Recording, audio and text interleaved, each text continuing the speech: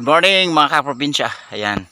Nandito tayo ngayon sa strawberryhan natin. Ayan o.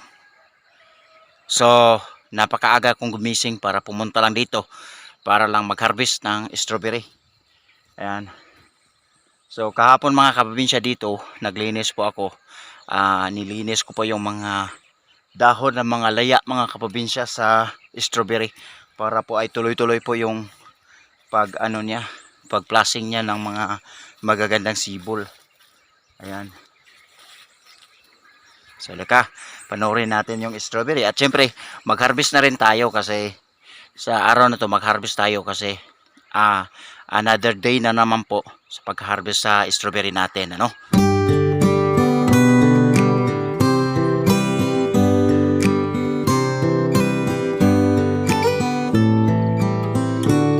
Galing po sa bahay mga kaprobinsya, nagdala na po ako ng ito, yung merienda natin pang ano po, kape. Para po pagpunta natin dito ay syempre pag malamig ang panahon, malamig kasi dito kahit na ganitong oras, napakalamig, kaya nagja-jacket po talaga ako, sweater po ako kasi masyadong malamig po dito talaga sa sa baba. Kahit dito sa amin talaga, malamig talaga dito sa amin. So, kahit sa hapon magpapag, ayan.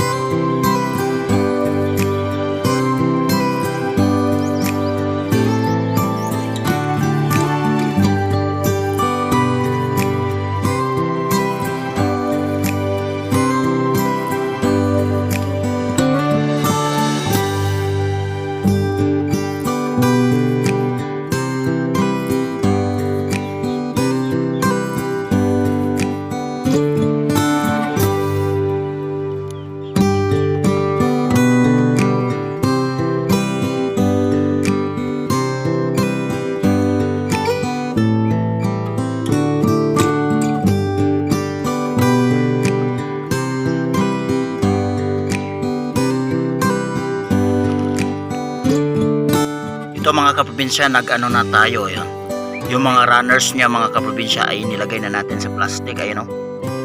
Para po yan na i-ano natin, itanim na naman natin yan mga kaprobinsya, kasi may naka-ready na po akong taniman para dito. Ano? So ganito lang kasimple mga kaprobinsya, gagawa ka ng runners or magpatubog ka doon sa plastic para sa runners, para sa preparation para sa pagtanim. Ayan o. So itanim natin dyan mga kaprobinsya o.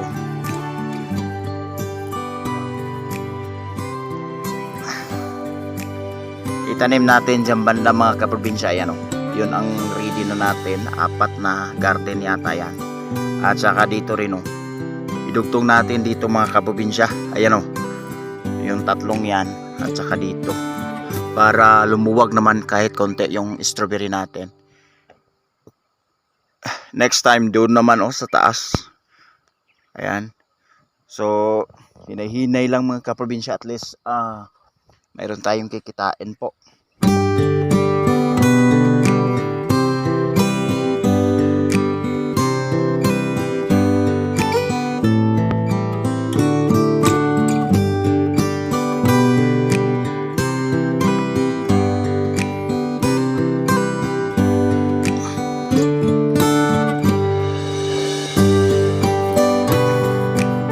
Dito mga kaprobinsya, ayan o. Siguro may 1 kilo na po yan. Naipon natin.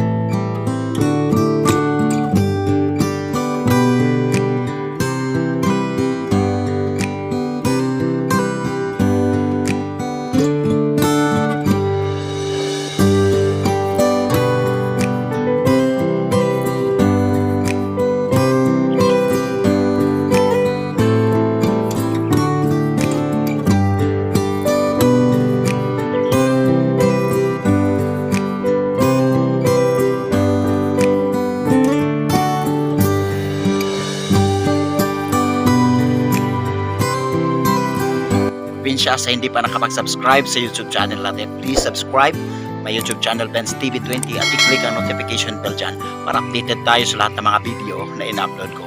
Hanggang dito lang po mga kaprobinsya. Tayo ay mabuhay.